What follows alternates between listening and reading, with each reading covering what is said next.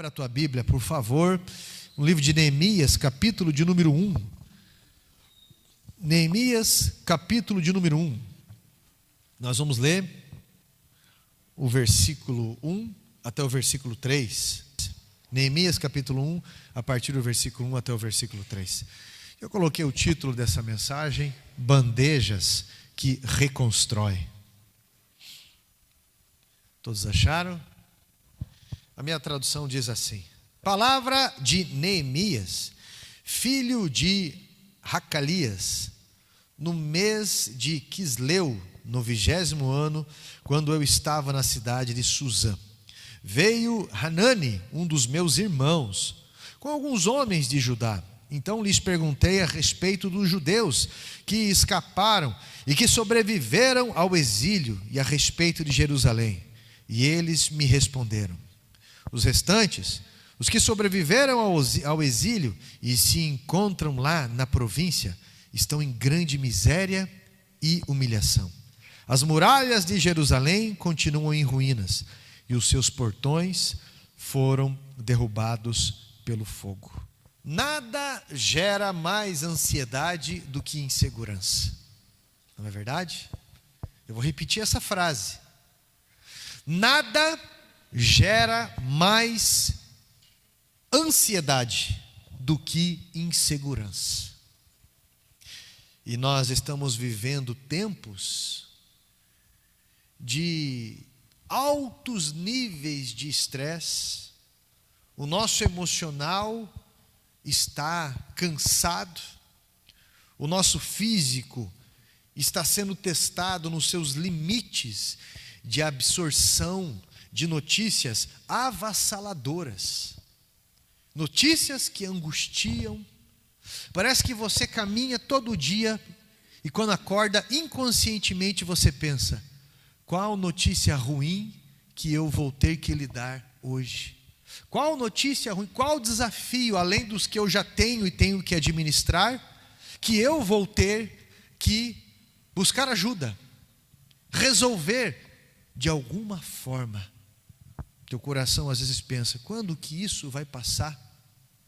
Eu tenho vontade da vida, mas às vezes eu tenho vontade de partir.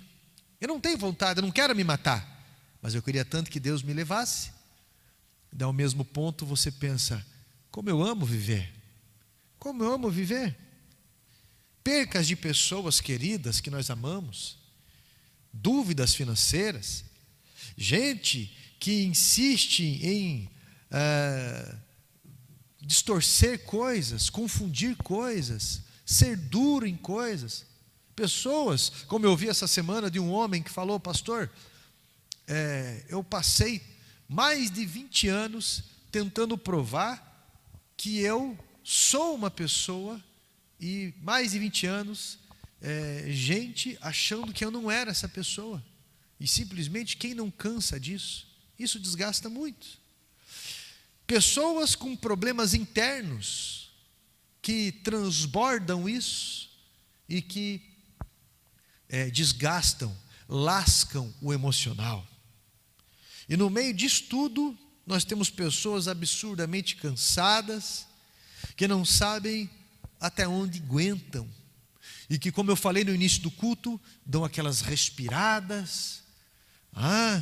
No meio disso tudo, depois de 40 dias de deserto, o inimigo que se apresenta com falsas soluções. O livro de Neemias, ele nos conta a história do início da reconstrução depois de uma tragédia. E eu preciso entender que eu não estou livre de certas percas na vida, mas que quando eu me achego a Deus, Ele me dá a graça, Ele me dá o entendimento, Ele me dá o renovo de entender os tempos. E eu entendo que sempre é tempo de reconstruir. Só que nós não conseguimos sozinho. E esse entendimento que me leva ao livro de Neemias, me leva a entender por onde que a gente começa a reconstrução. Como que a gente começa a reconstrução? Como é que estão as pessoas do Rio Grande do Sul? Teve notícias de homens que eram caminhoneiros, estavam viajando, E quando eles voltaram, a sua casa estrutural foi levada pela chuva e pela lama, junto com a sua esposa, junto com os seus filhos e tudo. Teve que ir para um abrigo. E no momento é todo um choque. Mas depois de alguns dias a ficha está caindo. Parece que ele não voltou para casa. Parece que ele está longe ainda. E não tem mais como reconstruir ali. Como reconstruir a vida depois que você perde aqueles familiares, depois que as coisas da sua vida são destruídas? Ano passado eu tive que ajudar a internar um homem que, depois de quase 30 anos sem beber, um homem de Deus, quase 30 anos sem beber, foram feitas algumas injustiças na vida, situações que ele não soube administrar nem dentro de si. Já era pastor, presidente de igreja. Depois de 6 meses afastado do ministério, voltou a beber. No casamento, o casamento ficou insustentável, separou. E o álcool inundou a vida e perdeu tudo. Perdeu a saúde, perdeu o casamento, tudo. Quando estava na comunidade terapêutica, como reconstruir? O que você precisa fazer primeiro? Um desastre, um cativeiro, coisas que você passou, pessoas que você se apoiava. Algumas notícias, elas não chegam gradualmente na nossa vida. Algumas notícias, elas são de uma vez. E não tem como você reparar, voltar, tentar fazer algo. Eu lendo o capítulo 1 de Neemias, eu entendo que nós devemos começar pelos muros e pelas portas. No texto, Hanani, irmão de Neemias, chega junto com outras pessoas com uma notícia devastadora de como está Jerusalém depois de um grande cativeiro, que entraram em Jerusalém, derrubaram as portas, queimaram. Quando falam portas, eram portas gigantes da cidade. Derrubaram os muros, que demoraram dezenas de anos para construírem muitas coisas, porque tem que ir nas montanhas, tem que lapidar pedras, tem que carregar essas pedras, outros trabalhadores para colocarem. É um trabalho muito lento e muito duro. Diante disso, quando ele recebe essas notícias de Jerusalém, das pessoas que sobreviveram àquele desastre, ele escuta que aquelas pessoas estão numa miséria, estão passando fome, estão numa angústia terrível. Ele diz que os muros estão derribados e as portas queimadas. Diante disso, eles choram. Mas por que é tão importante reconstruir muros e portas? Os muros das cidades antigas, eles representavam segurança, força, proteção, fortaleza. Uma cidade sem muros estava vulnerável aos ataques do inimigo, desprotegida. A primeira coisa que eu quero destacar aqui é que, de uma construção conveniente, a cerca ou o muro são as primeiras coisas que nós temos que fazer. Muros, grades, algo contra a exposição. E nas nossas vidas, os muros, o senso de proteção, ele precisa ser consertado. Como que você vai ter segurança? Talvez você se sentia seguro com as suas aplicações financeiras, e agora, o que você tem? Talvez você se sentia seguro com o seu trabalho, com o seu negócio, e agora o que você tem?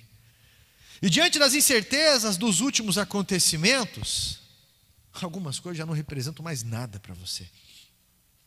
Da mesma forma, nós nos apoiávamos em ter segurança em algumas pessoas, em algum fato, alguma situação, que já não representa mais segurança. E a Bíblia nos dá uma ideia de alguns muros que nós devemos consertar nesses dias.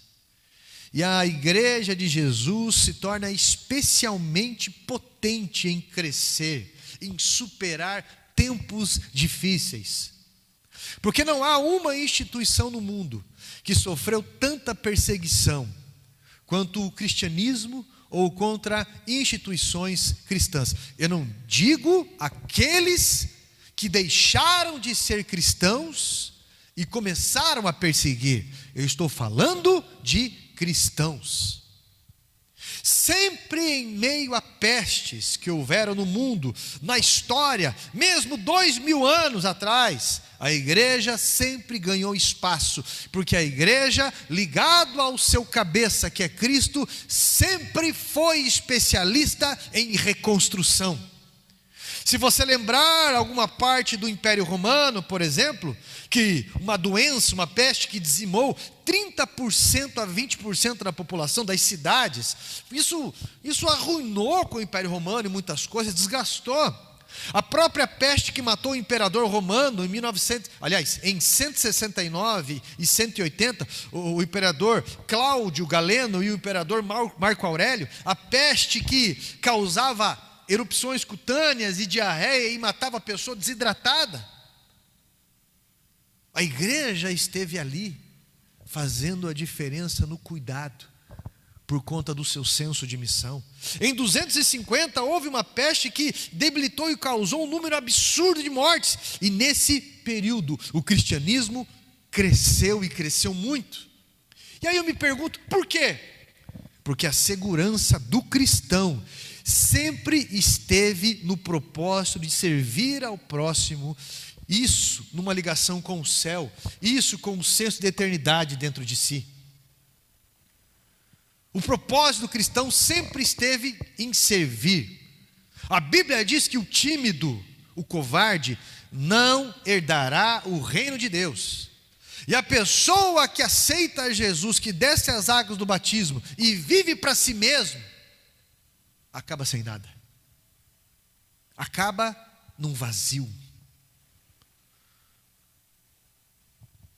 Quando a insegurança levou pessoas a ir embora das cidades, a abandonar parentes por conta de pestes, os que eram estimulados a ficar por conta da profissão, médicos, já não sabiam mais o que fazer, como se abrigar. Os cristãos, eles ficam. Você pode estudar sobre o que eu estou falando, porque eles criam na segurança de Deus ou na eternidade. E eles começam a servir os doentes, eles começam a cuidar, e é interessante porque fica registrado na história que ninguém tinha coragem de sepultar os mortos, mas em um trecho de Dionísio, de 260 depois de Cristo, em um sermão de Páscoa, ele conta, olha, muitos dos nossos partiram, muitos dos nossos entregaram a vida para servir o próximo, mas os que foram curados estão se convertendo. Dionísio começa, depois disso, a exortar e a falar sobre segurança. E eu percebo que Deus quer restaurar muros de nós como igreja. Como igreja. Essa segurança, ela precisa estar no propósito de amar, no propósito de servir, mesmo que isso custe. E eu não sei o que pode custar da gente ou dentro da gente, mas o propósito de servir. Meu irmão, Jesus nos ensina isso quando, a caminho da cruz, um pouco antes, ele lava os pés dos discípulos, ele serve a caminho da cruz.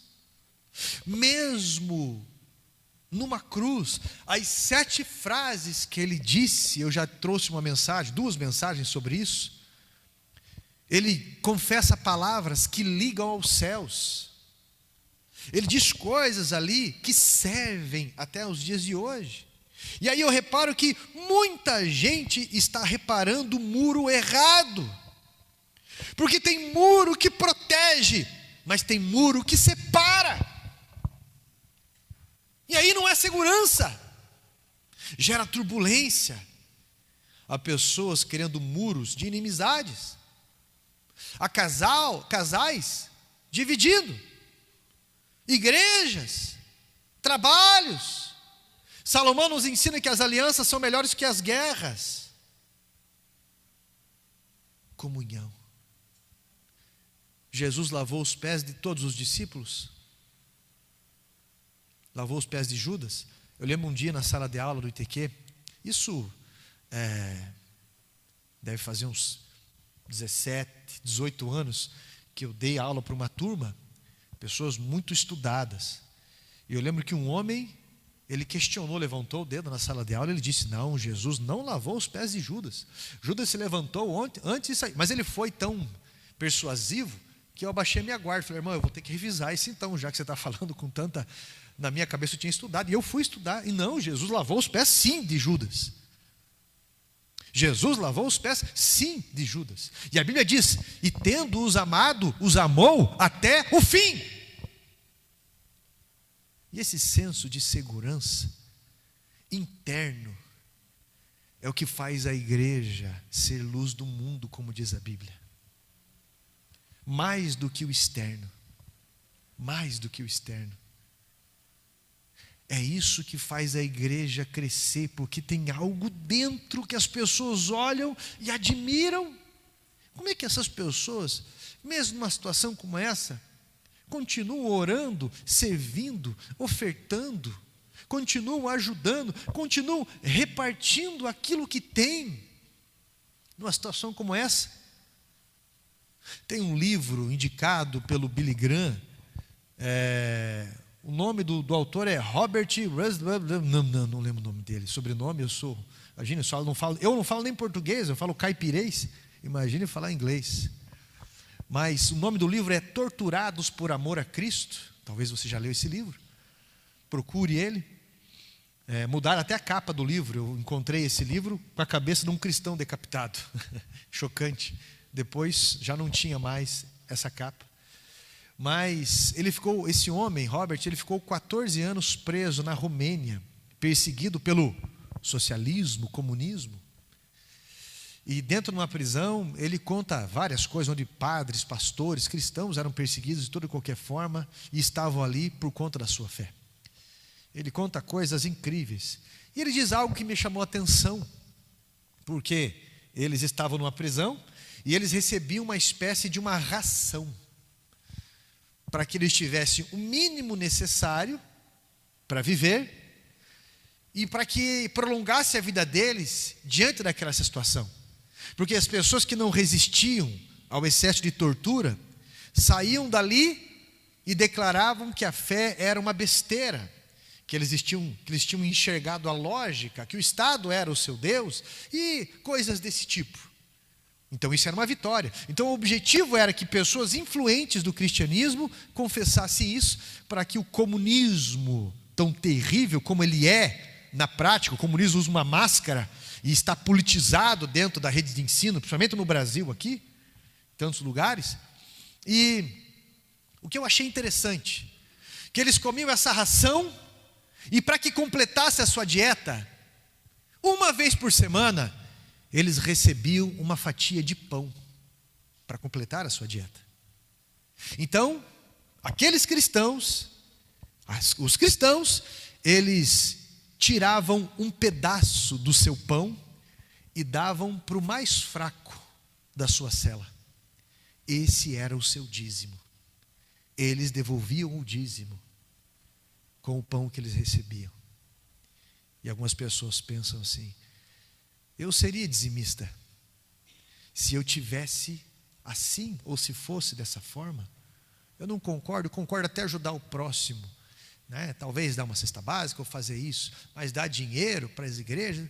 Meu irmão, quem tem esse discurso não faz nenhuma coisa nem outra, porque mediante a palavra de Deus ou não conhece a palavra de Deus, ou é covarde mediante a palavra de Deus. E isso leva você a ter esse senso de insegurança dentro. Nunca tem paz. Por mais que tenha todo o dinheiro, não tem paz. Por mais que tenha um lugar confortável, não tem paz. Não confia em Deus. Essa é bem da verdade. Ele foi um dos poucos que saiu daquela prisão. E ele lembrou de um versículo que dizia que Jacó, por amor a Raquel, trabalhou 14 anos. Quando ele chega no Ocidente, ele fica chocado, pelo nível de conforto que o cristianismo tem e pela baixa qualidade de comunhão, onde faz com que pessoas sejam rixosas umas com as outras, em que pastores disputam com outros pastores de ministério, em que tem até uma série de um menino, Todo Mundo Odeia o Chris, que ele relata algumas coisas ali na história dele, em que a mãe dele, a Rochelle, ela disputava com uma outra mulher quem tinha o chapéu mais bonito nos cultos. E ali a rivalidade era medonha, tamanha. Olha só. E isso enfraquece, isso tira a qualidade, isso não constrói muros de segurança, mas muros de divisão. Se você quer reconstruir a tua vida, precisamos aprender com Cristo o que é comunhão. Precisamos aprender com Cristo e com os bons exemplos o que é comunhão. Todos nós aqui já estivemos em situações caóticas e Deus nos enviou pessoas para nos ajudar. Deus nos enviou pessoas para nos ajudar apesar de. E muitos de nós não tivemos a mesma postura com tantas outras pessoas. Deus nos envia pessoas. Meu irmão, vamos parar de machucar. Se você quer vencer, tem que aprender a se unir. Não esqueça disso. Neemias, ele entendeu que todas aquelas diferenças deveriam ter sido colocadas de lado. E o que fez com que o povo de Israel se arruinasse foi a divisão, foi os muros internos. E isso começou a dividir Judá e a tribo de Levi dentro de Judá dos outros 10 povos de Israel, das 10 tribos de Israel. O que fez com que eles construíssem um altarzinho para eles, um novo templo e outros sacerdotes em Samaria, sem a permissão de Deus. Toda essa divisão trouxe fraqueza, trouxe invasão de Satanás ali através de inimigos. Se você quer reconstruir a tua vida, entenda o poder da comunhão. Não esqueça, o mesmo muro que me limita é o mesmo muro que me protege. Segunda coisa a ser restaurada na reconstrução são as portas. O que as portas representam ou representavam? As portas representam tomadas de decisões, escolhas, quem entra, quem sai. As portas nos tempos antigos, elas eram cartões de visita, eram portas adornadas. Quando uma porta era destruída, o orgulho da cidade era deteriorado. Eu ouvi uma médica, uma opinião só, e ela disse que quem retirou a vesícula perde o poder da decisão, vai perdendo o poder da decisão. Eu falei, mas qual que é a lógica? Eu não vi lógica psicológica a respeito disso aí. Ela faz algumas descrições, mas é a única pessoa que eu escutei a respeito disso. Perde o poder da decisão e tudo mais. Eu não vejo que o poder da decisão ele está limitado a uma condição física. Eu vejo que o poder da decisão ele está alinhado a uma fé em dia. O poder da decisão ele está alinhado a uma instrução, a um exemplo, a um objetivo e exatamente essa afinação com Deus que vai trazer a firmeza para a vida. Quando uma porta era destruída, o orgulho era deteriorado. A porta ela representa o poder da tomada de decisão que estava ferido em Israel. Eles não tinham controle do que entrava, do que saía, eles não tinham controle de nada. O que você tem se tornado? O que você tem se tornado? Eu creio que Deus quer restaurar portas nesses dias nas nossas vidas. Eu creio nisso. Você planeja algo, mas chega na hora, não há portas. Você planeja algo, mas chega na hora, é um outro comportamento, outra resposta. Há pessoas que não conseguem ter controles nem nas próprias emoções, nem na própria boca. Todo mundo falha, mas eu estou falando sobre níveis. Níveis. Essa semana eu vi um vídeo antigo já, no meio de um batismo de uma criança, onde um padre pega e ele perde o controle de uma mulher que reprova algo ali, ele vai para cima dela, joga coisas e vai dar soco nela. Ele dá soco nela. Como eu já vi pastores, independente de denominação, que já jogaram o microfone no chão. Outros que já falaram palavrão. Outros que chutaram coisas no altar, acusando pessoas e fazendo coisas absurdas. Eu não estou dizendo que a vida dessas pessoas é inteiramente reprovada. Não, e que o ministério é reprovado por conta disso. Eu só estou falando sobre portas que precisam ser reconstruídas. E isso é importante. A paz que excede em todo entendimento, ela vai guardar o coração. Maridos que vão para cima de esposas, esposas que vão para cima de maridos, filhos que chegam ao cúmulo de agredir os pais, pais que chegam ao cúmulo de agredir os filhos. Início de atitudes que mudam o cenário, continuidade que muda e transforma o rumo. Cadê a constância? Cadê a firmeza? Cadê a palavra? Eu não consigo, porque você está se apoiando nas tuas pernas. Mas quando você se apoiar em Cristo, se você parar para pensar, Ele sempre cuidou da gente, não é? Ele sempre cuidou da gente. Esse tempo atrás, uma família falou assim: pastor, lá no ITQ tem uma pessoa que fala muito mal de você na sala de aula. Eu falei: mas nem me conhece, nunca foi na igreja, até hoje nunca veio na igreja, mas tem uma pessoa que fala muito mal de você. Eu falei: bem, o problema é dela ou dele. Final das contas, passado alguns dias, eu acabei ajudando a família. E acabei ajudando, que eu me desgastei mesmo durante uma semana, todos os dias. Depois deu mais de uma semana, todos os dias, em tudo.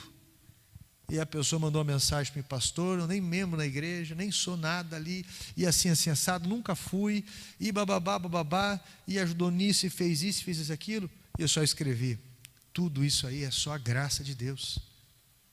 Eu não preciso provar o meu valor, né? Mas isso é segurança. Isso é algo interno. Eu sei que Deus indeniza, eu sei que Deus faz. Por mais que tentou desconstruir minha imagem, e não foi uma vez só, várias vezes, eu sei quem eu sou, eu não preciso. E algumas pessoas, quanto mais falam mal, tentam construir muros, mais Deus te dá a oportunidade de ser melhor, de lavar os pés. Deus dá a oportunidade, rico de você, ser cristão. Porque eu e você, nós não somos cristãos quando as coisas são todas convenientes. Nós vamos nos parecer com Deus quando nós perdoamos. Não nos parecemos com Jesus quando oramos ou quando louvamos, mas quando perdoamos, porque Ele nos perdoou. Nós nos parecemos com Ele quando nós lavamos os pés uns dos outros. É covardia eu amar só os meus filhos, a minha esposa, o meu pai, minha mãe. Agora, a Bíblia diz o quê? Orai por aqueles que vos perseguem, bendizei aqueles que vos maldizem, e assim serei filho de Deus. Nós não podemos esquecer da comunhão. Nós não podemos esquecer de que se você quiser reconstruir algo, Jerusalém, a comunhão, ela é extremamente necessária na nossa jornada. E essas portas, muitas pessoas pensam assim: são portas internas, eu não deixo pessoas se chegar na minha... Não, são portas internas. Portas internas. Aquilo que eu recebo de Deus e aquilo que eu não deixo Satanás entrar. Satanás fica louco com isso, sabia? Satanás fica perdido igual barata tonta numa situação assim. Terceiro ponto. Uma das primeiras coisas que Neemias se posicionou foi a oração. Para que haja reconstrução, nós precisamos ligar a Deus. Para que haja reconstrução, a primeira postura é a comunhão com Deus. Porque se há a comunhão com Deus, haverá a comunhão com o próximo, com a igreja. A Bíblia diz, no versículo 4, que nós não lemos ali, diz assim, quando ouvi essas palavras, eu me sentei, chorei e lamentei alguns dias. Fiquei jejuando e orando diante do Deus dos céus. Ele orou, e eu aprendo que eu devo, depois de notícias ruins, eu devo ligar isso aos céus em oração. Neemias orava continuamente, de dia e de noite, e por isso podemos apresentar as causas de Deus, as causas a Deus, durante o dia, durante a noite. Pastor, até quando? Até quando tivermos paz no passo que nós estamos dando, paz na direção. Nós precisamos, meu irmão, presta atenção no que eu estou falando, nós precisamos nos organizar com grupos de oração. Obrigado pelo amém. Nós precisamos nos organizar em jejum, porque aí você começa a observar os resultados do que fala com Deus. A oração que é sozinho, é a tua intimidade com Deus, isso é diário. Mas a oração que Deus escolheu que fosse em comunhão. Porque é a igreja, porque é um corpo. A oração é o princípio de tudo que acontece no mundo espiritual. A oração é o que desperta o projeto de Deus na nossa vida. A oração, ela não vai contra a palavra de Deus. A oração, ela move o braço de Deus para cumprir a palavra dele na nossa vida. E uma pessoa que não ora é uma pessoa que não tem resultados. Muita gente quer status, muita gente quer aprender da palavra, mas não para ser moldado, para ter poder sobre outras pessoas. Muita gente pede para Deus dons de cura, dons disso, mas não é por causa dos outros não, é porque quer ter poder, quer ter influência, quer ter as vantagens de ser visto, mas não entende o caminho disso. É muito urso, muito leão que você vai matar sozinho por conta do rebanho que ninguém está vendo, pessoas que estão te ofendendo e você continua orando pela vida dessas pessoas, para que a vontade de Deus seja despertada ali. Situações que você está intercedendo para que alcance essas vidas, mas as pessoas vão julgar vários tipos de pessoas. No mundo pentecostal as pessoas reconhecem só pessoas que oram alto. Alguns tipos de pentecostais, né? Algumas pessoas mais ignorantes nisso. No mundo pentecostal, algumas pessoas, elas querem ser reconhecidas por uma oração que eles dizem que é sobrenatural, porque começam a tremer, começam a pular, mexer perna, alguns sobem em pilares, em árvores, e fazem coisas assim, e eu não quero julgar isso. Eu quero dizer para vocês que todos nós podemos ter uma convulsão de sentimentos e posturas na hora da oração e orar alto, e algo ser sincero ligado a Deus, sim. Mas isso não vai tirar o crédito de pessoas que oram em silêncio, pessoas que oram com tamanha devoção da sua forma de orar a Deus, em espírito e em verdade. Um não desqualifique o outro. Assim como na hora do louvor tem gente que, meu Deus do céu, é uma pessoa de tremedeira na hora do louvor, que pula, que brinca, que louva, e tem pessoas que no seu canto simplesmente louvam a Deus. Ali, cuide dessas portas, cuide da tua oração. Cadê a constância? O princípio de tudo é ligarmos a Deus. Por isso precisamos entender que como igreja combatemos espiritualmente e vencemos aqui no plano físico também. Não vem me dizer que você lê a Bíblia, nem carrega a Bíblia, nem tem Bíblia. Pessoas que leem a Bíblia, por mais que as situações difíceis venham, essa pessoa ela vai ter uma firmeza na sua fé, nas suas respostas, vai ter uma estabilidade apacentadora dentro da sua família, uma qualidade apaziguadora, porque mesmo em meio a circunstâncias tribulosas, o que vai sair dali é o melhor, porque você está com a palavra viva e operante dentro de você. Você vai confessar a sua fé, você vai confessar a palavra de Deus, mas não com orgulho. Ninguém vai, ainda posta aquelas fotos na rede social e coloca lá: enquanto Deus for o meu chão, nada vai, blá blá blá blá, e acho que é versículo ainda. Coloca lá, coloca lá, se Moisés não vai montanha, montanha vai Moisés, e acho que isso é versículo bíblico. Coisas, sendo que o livro de Coríntios diz que nós temos o que é mais precioso. O Novo Testamento diz, né? O livro de Coríntios diz que nós temos o que é mais precioso, a mente de Cristo. Isso se a palavra de Deus estiver em nós. Deus ouve a tua oração, meu irmão, porque Ele ouve a palavra dEle através da tua boca. E aí? Quarto ponto. A segunda característica da oração de Neemias, ela era uma oração de um servo, alguém que se separava para a missão. O versículo 11, ele diz assim: conceda que teu servo seja bem sucedido e alcance benevolência diante do rei. Ele não apareceu no capítulo 2 assim, e do nada, o rei que poderia o matar, me deu uma pira aqui, me deu uma ideia, uma vontade, vai lá, separei 80.000 homens para você, para reconstruir a cidade. Não! Meu irmão, foram 4 meses depressivo, uma depressão severa. Você acha que uma depressão não afeta o estado físico de uma pessoa? Você não consegue comer, você não consegue dormir direito, você tem dores nas tuas articulações, dor no teu quadril, dor nos teus ombros, você tem dor de cabeça. Você, meu irmão, tem tique, sabe aquele que parece aquela música do Michael Jackson?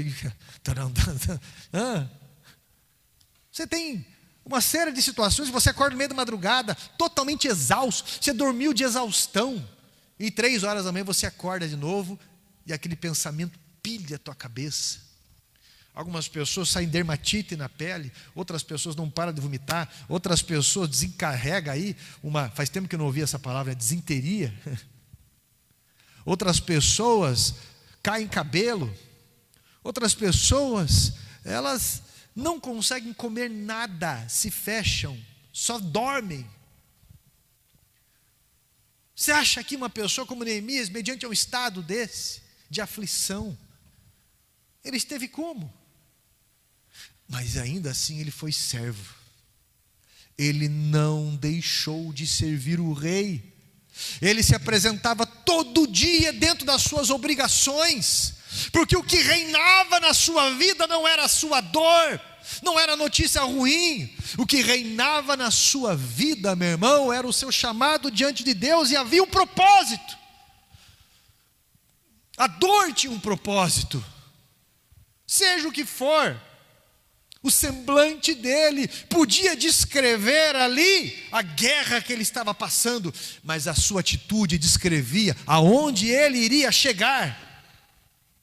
Não esqueça disso.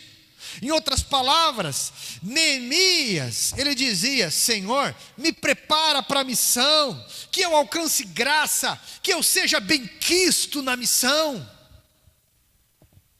E eu creio que a oração mais ouvida de Deus é aquela que se preocupa mais com o próximo, com o propósito de Deus, do que com o seu próprio conforto. Fui tão conflitado quinta-feira, Sexta-feira a minha oração foi, em todo lugar que eu estava: Senhor, me capacita para dirigir aquela igreja, aquele rebanho, me capacita, me dá graça suficiente.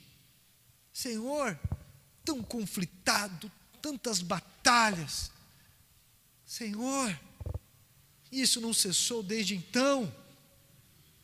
Eu digo essas coisas porque eu sei que a oração mais ouvida é: Senhor, me prepara para a missão.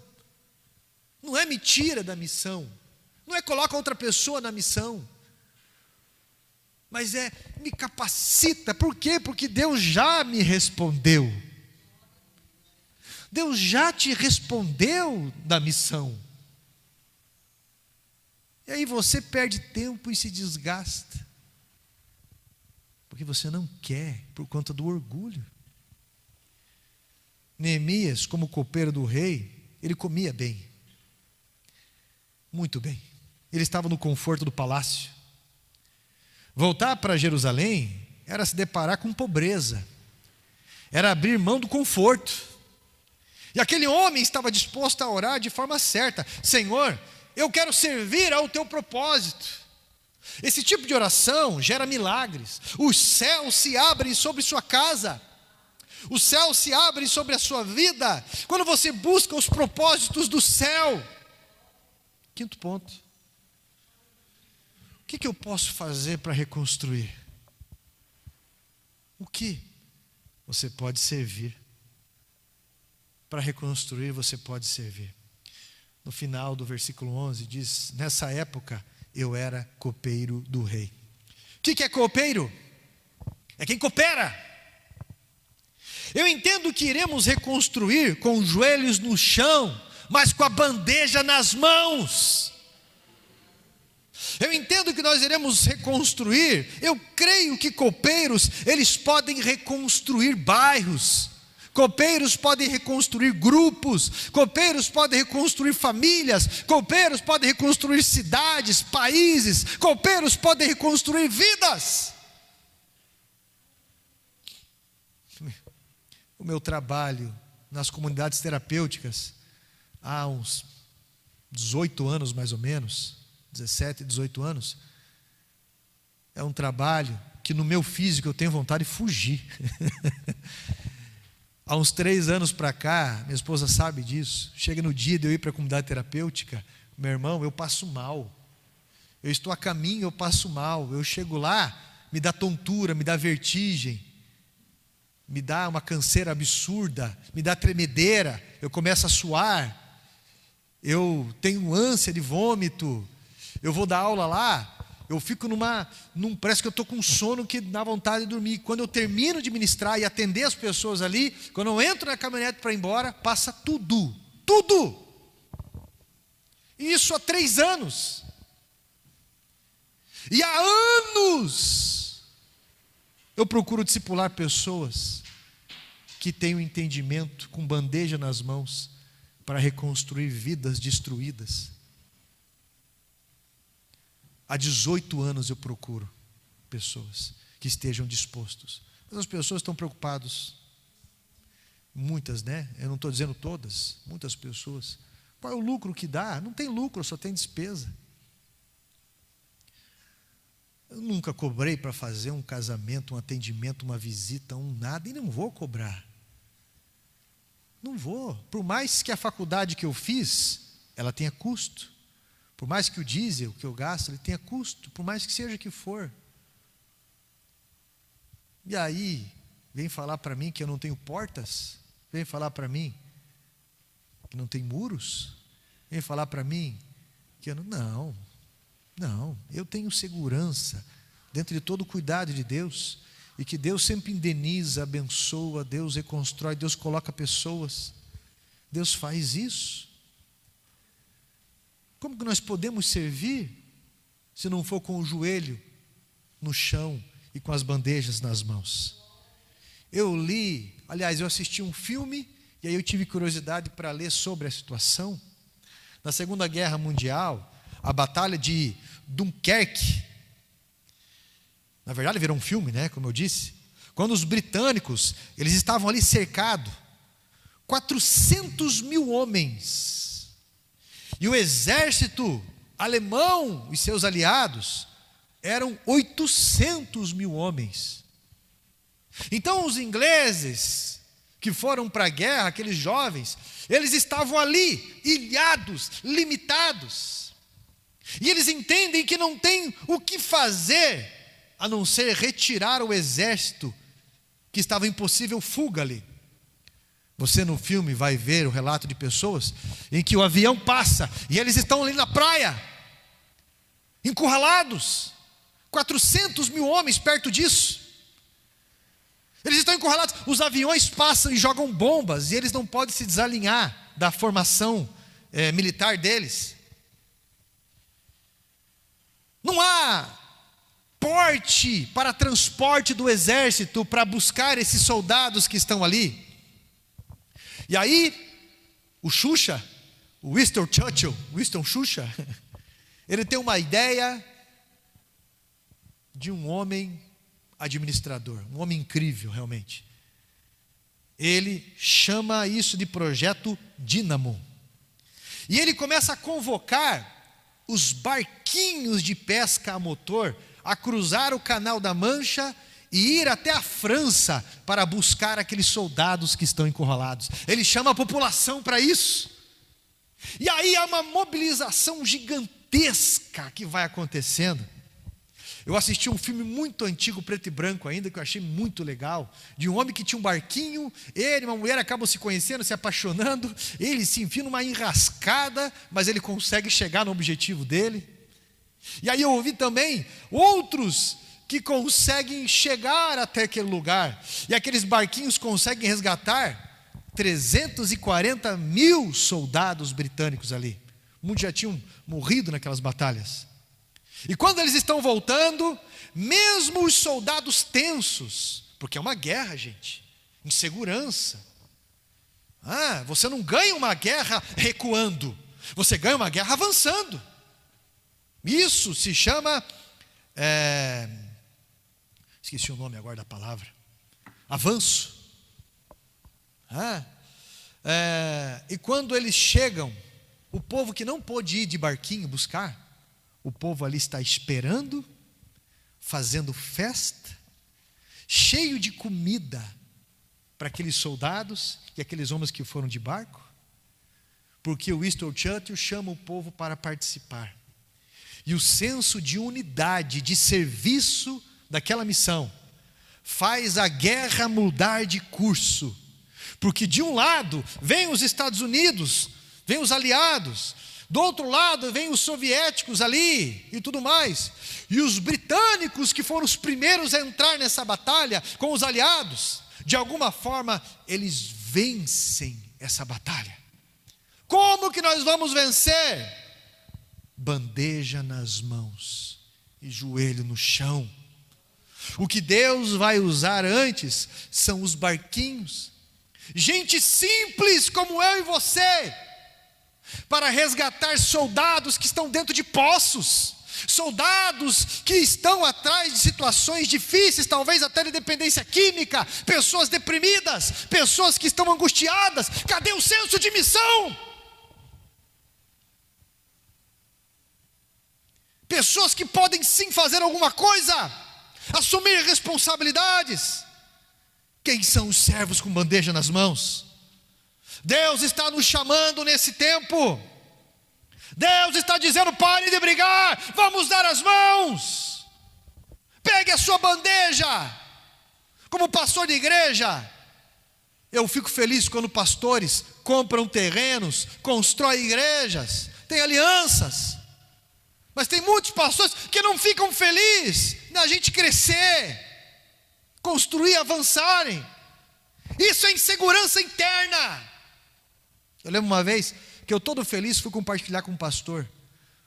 Cara, estou feliz, a gente comprou um terreno para a igreja, vai escriturar o nome da igreja. Sabe o que o pastor respondeu? Cara, não sei se eu fico feliz ou fico triste por isso. Por que triste?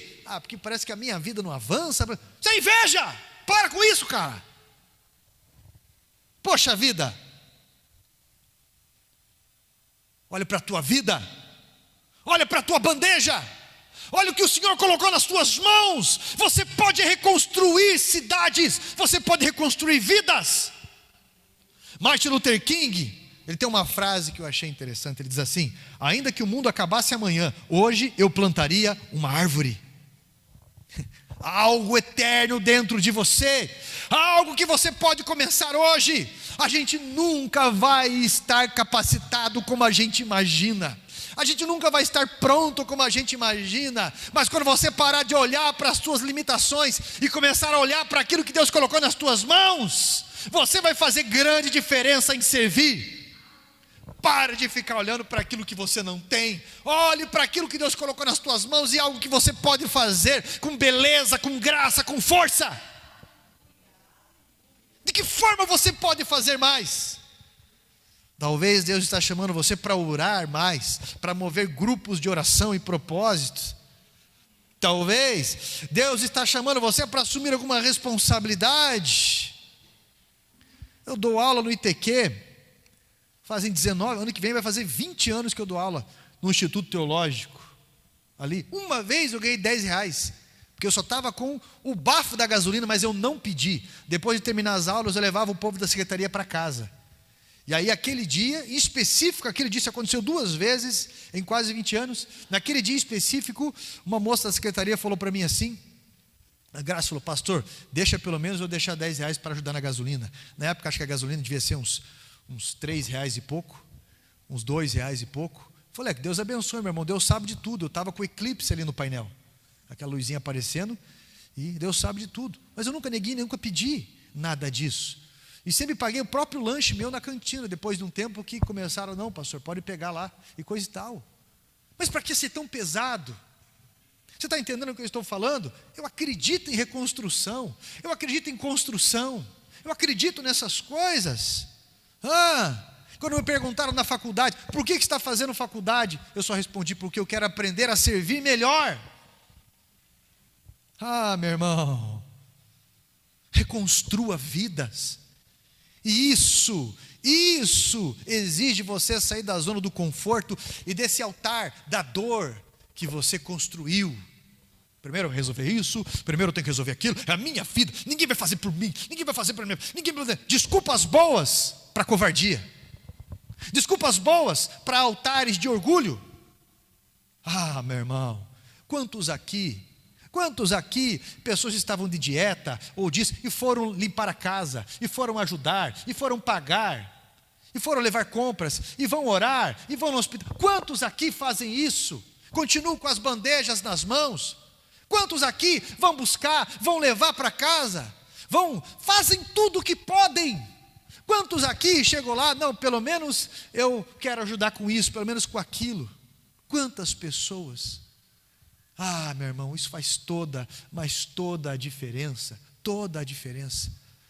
Eu escutei a história de um sacerdote, que ele disse que quando eles estavam construindo a igreja, chegou uma senhorinha, falou: pastor, o senhor fez apelo e coisa e tal, mas eu não tenho nada, o que eu tive foi ajudado, pastor, mas eu consegui esses tijolos aqui. Uma senhorinha, e ela trouxe num carrinho aqueles tijolos ali para a igreja. E aquele líder religioso, ele ficou constrangido, mas ele sentiu no coração ali, ele teve uma decisão, e ele construiu uma parte do altar com aqueles tijolos. Quando foi fazer a visita na casa daquela senhorinha, ela tinha quebrado um pedaço numa parede de um cômodo dela para tirar aqueles tijolos.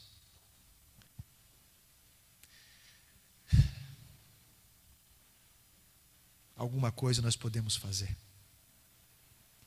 2 moedas foi a maior oferta de um lugar de pessoas abastadas, num culto em que Jesus estava.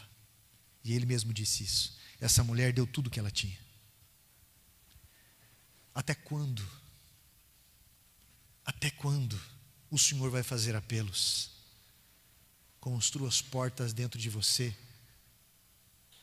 construa as muralhas, não para divisão, mas para guarda. Meus irmãos, você é um mordomo que ajuda a reconstruir. Bandeja nas mãos. O que você pode fazer segundo as tuas forças? Hoje é o dia da Santa Ceia. E o que é Santa Ceia senão comunhão? Comunhão. Entenda o que eu estou falando. Não deixe Satanás entrar. Porque Judas deixou Satanás entrar no coração dele.